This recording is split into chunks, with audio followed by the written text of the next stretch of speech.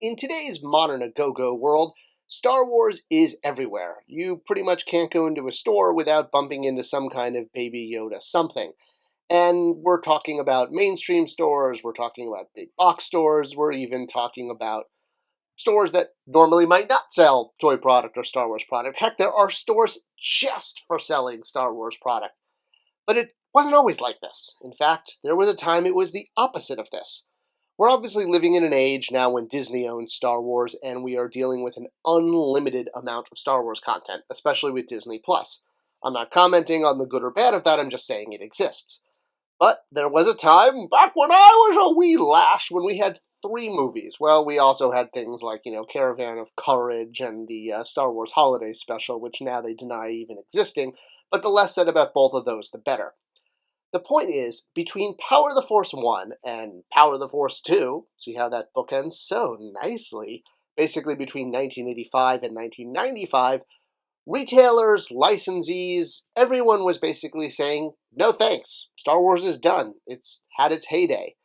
There were still Star Wars product out there, and you can still find Star Wars toys, such as the beloved Bendy toys from Jess Toys, so everyone loves Akbar when he's super bendy like Gumby. And there was content, there were books, there were expanded universe books, there were comic books, there were, Marvel made the comic books. In fact, eventually, Marvel didn't make the comic books, and Dark Horse did, when they relaunched a renaissance of Star Wars with Dark Empire 1 and 2, followed by the Thrawn trilogy from Timothy Zahn. But this was still an odd time for Star Wars, and there were still odd things coming out. It wasn't yet back into pop culture, and there was this period of 10 years where Star Wars really was in these dark times, where you really couldn't find merchandise on the stores. Nowadays, with the internet, if you want to learn about Star Wars and you want to go behind the scenes, you want to get factual information, you want to see how props were made, how relationships are, family trees, maps of the star systems, pretty much anything you could possibly want about Star Wars is available online. Well, before we had the internet, or even during the birth of the internet in the early 90s, or at least the public version, yes, I know the military had it in the 60s, we had to depend on these things called books.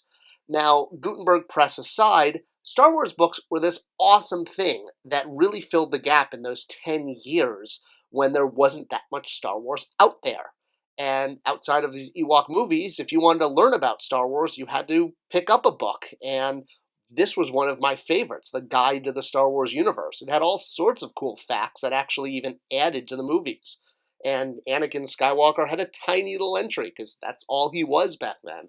If you wanted to look up Obi-Wan Kenobi, you certainly couldn't look in the O's because you had to go under B, because he was known as Ben Obi-Wan Kenobi, which can you imagine that today being the way his entry is done? And you can excuse the do-back. I was just using that to hold the page open. It isn't actually, part of the book. In fact, one of the interesting things about Ben Obi-Wan Kenobi's entry in this particular book, along with Owen Lars's entry, is it's noted that Obi-Wan was secretly brothers with Uncle Owen. Dun, dun, dun. Yeah, there was a lot of fluctuality back then. One of my other favorite books in that sort of dark time of Star Wars was the Technical Journal.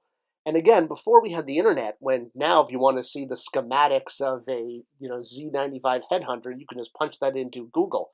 But back then, if you wanted to understand how a Star Destroyer worked and where the engines were located in comparison to the bridge, well, you had to have a book like this. And there was something really special because pulling out these diagrams, laying them across your couch, I would spend hours and hours reading this material. Plus, this book in particular had a really cool background on both the Rebel Alliance and the formation of the Empire, including a whole section about how Tarkin landed his personal shuttle on a bunch of protesters, and that was the event that sparked the rebellion. And of course, you could also learn about the creatures, and there's that do-back shot again from the lobby card. Of course, if you wanted a map of Tatooine, you couldn't Google it. You had to have a book that had a map and showed where the moisture farm and the cantina were located, because that was important to know back then. In addition to these technical books, I really also liked the behind-the-scenes books, and there were some really awesome gems that came out during this time period. In particular, and I've mentioned this one actually before on this channel, was Steve Sansweet's first book from concept to screen to collectible. It's filled with amazing text and illustrations and drawings and photos of, well, exactly what the title says. Concepts, like you can see Concept R2D2, later known, or probably better known as Chopper today, as well as shots from behind the scenes showing how it really was done with models and live models, big models like the Sandcrawler, as well as early concepts of the Star Destroyer, seeing how it went from an actual physical model to the final version in the film. I remember this was the book that taught me that the Millennium Falcon was designed as a hamburger with an olive next to it. That was how George Lucas pitched it when they had to change the shape from the original Blockade Runner. And of course, this book contains so many great pictures of toys. This is how I learned about the original 92. Before the internet, we didn't have a way of doing that. And it also showed pictures of toys that were never made, such as the second series of dolls that Kenner had in mind that were actually going to play up fashion and precede Forces of Destiny as a girl-based line. It also has features on that gem of a line, the Micro Collection from Kenner, including several shots not only of prototypes, but of Micro Collection sets that never got made. This was the playset-based series that had the small metal figurines, the metal figurines that actually inspired the Jada Nano line that I helped work on while I was at Jada Toys. How cool would it have been to have a back-to-tank toy like that? I mean, that would have been pretty awesome, even if you were dipping metal toys into water, and that probably wasn't pretty good for the toy. But hey, it was all part of the fun. Now, the collectibles weren't just isolated to toy product. There's plenty of pages of non-toy product as well, although the toy product pages are definitely where I spent most of my time as a child, learning about them, staring at the pictures, and man, just wish they made that 2-1B roleplay set. I mean, what kid doesn't want to be a medical droid, right? Or I guess future Doctors of America, maybe. The book ends with a nod at Revenge of the Jedi merchandise, because merchandise had to be made before the movie came out, before the title changed. But one of the most inspiring pages of this book was the final one, where R2 and 3PO are noted with a caption that their adventures are now at an end. Or maybe it's just the beginning of something new. This image gave me so much hope that maybe there'd be more Star Wars movies one day. Well, that's a YouTube video for another time. So, continuing along, the last two books I want to touch on are really the two big behind the scene books. This first one, which highlighted both the Star Wars films and Indiana Jones films, was a true gem of my collection until it got replaced by an updated book, which I'll get to in a moment. But it had so many shots of different props, including, of course, more evidence about how Max Rebo is not depicted the way he is in all of the Kenner toys. His legs are hands, not legs, or not arms. But that's a whole other story. You can go see my video about Kenner making up Star Wars continuity for that. But this book was great because before the internet, if you wanted to see images of Star Wars storyboards and props and behind the scenes footage, I mean, this was the painting that showed Luke being brought before the Emperor in Return of the Jedi. And it actually became Mustafar in Revenge of the Sith. Originally, Vader was going to bring Luke not to him on the Death Star, but on a lava planet. And if you don't just love Star Wars, but love the man in a hat, well, this book's second half features all three of the Indiana Jones movies. I'm talking about the three original ones, not the one with the old man Jones and the one that's in production. And again, storyboards and props and detailed images behind the scenes. If you wanted to see what these props looked like up close, this was basically your only way to do it, because you couldn't just go on to Ask Jeeves and say, show me a picture of the fertility idol, which I learned from this book is a fertility idol, as well as the Shankara stones, realizing that they're actually different and they're not all the same exact size and shape.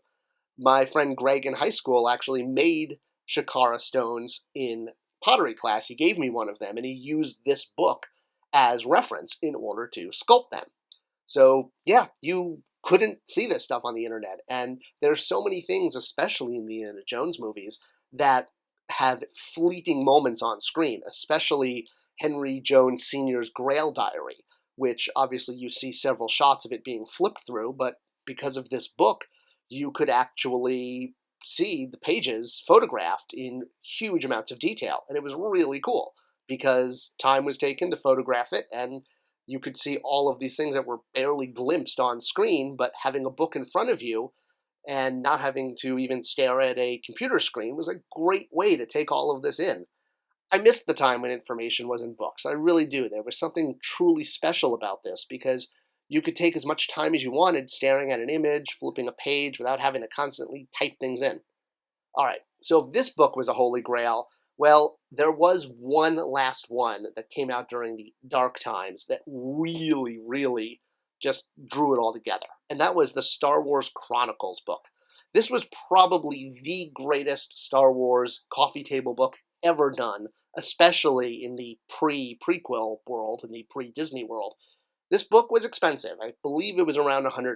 And I definitely went back and forth of whether or not I was going to justify spending the money on it, but I'm so glad I did.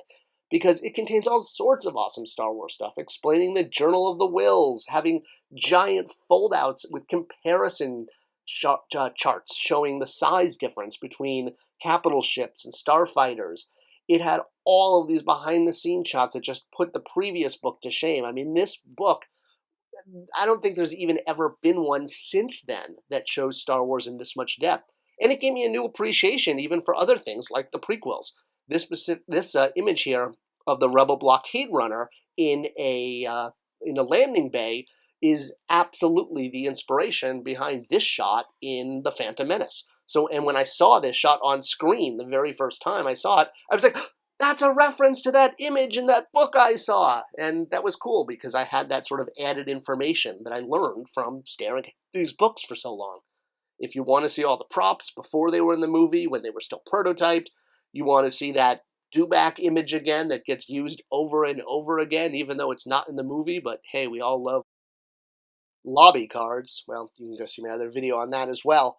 But yeah, getting to know behind the scenes of our favorite film and getting close-ups of all the props, look at the evolution of the character through, McQuarrie art and Dave Johnson art, as well as this was one of the only sources that had every Cantina alien pictured, or at least their masks. And you could really see how much of the Cantina aliens were actually designed and on screen, since a lot of them were done in post-production, where you just needed the head and the gloves. You didn't need an entire body to be there. So very eye-opening.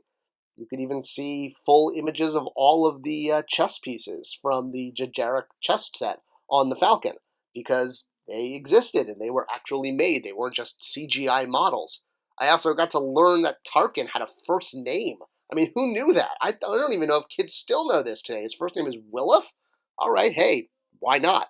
But yeah, this book was official, and you could see the insides of models, how they worked, how the lighting was rigged, how big they were. I mean, these models were gigantic. In that pre-CGI movie making phase, there's so much more reality to me when the Sandcrawler was actually there and these models were bigger than life and you actually had artisans making them out of physical materials and it wasn't just CGI, ones and zeros on screen. The evolution of the Tauntaun is particularly interesting.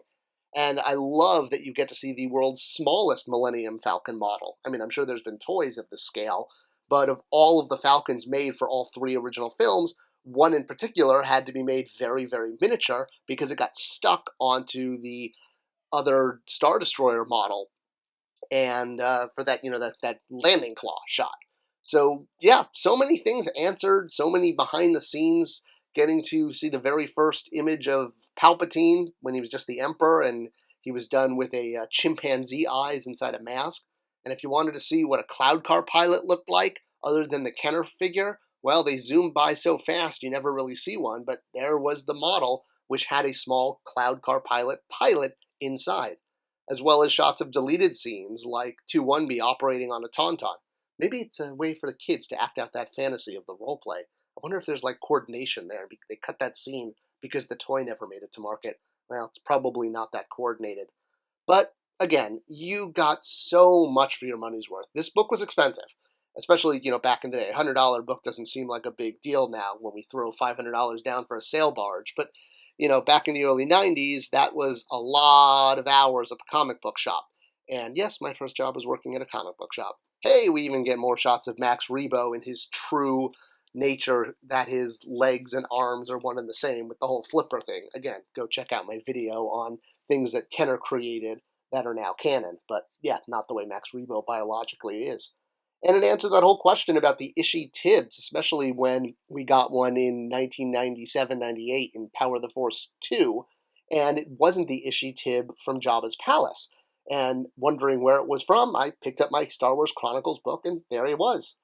And Ten Num, that other Celestian that shows up in both red on screen and white in behind the scenes footage, that's not Nine Num, it's Ten Num, but they have an older brother named 11. Of course, Sebastian Shaw is Anakin Skywalker, the way it should be. And the book is so massive that it even has room for the post Return of the Jedi stuff, and I guess, well, pre Empire holiday special, and the other things that sort of filled in the gaps of Star Wars content. You get quite a few pages on the holiday special showing some of the aliens, including Zutton there, the character that inspired the Kenner toy that was not in A New Hope. You can see that video as well on my channel. And, of course, the Ewok Adventure and Caravan of Courage and the Battle of Endor, that whole thing. Yes, yes, we all love Ewoks. They were the greatest thing in Star Wars ever until they weren't. Well, it's funny how they're more popular now, I think, or more accepted than they were.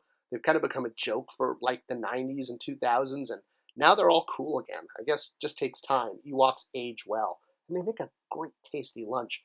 Star Tours even got some love in this book, which was awesome because I grew up in Orange County, California, and everyone went to Disneyland. We all had season passes back when they were like 99 bucks for the whole year. So it was basically my high school's mall. You would just go there and you'd see everyone in your homeroom. So it was really cool seeing Star Tours featured in that. All right, we're going to pick this up with part 2 next time with a look at some of the toy product that came out during these dark ages, not just the books, and a very special look at one of the most important things, the role play books, because these were your tomes of information. I hope you like this video. Please do pass it along to others. It's the best way to show Star Wars love and love for this channel. Thanks for watching. Leave your comments below. I always comment back because that's the way the algorithm tells you to do it. Thanks for watching. See you next time.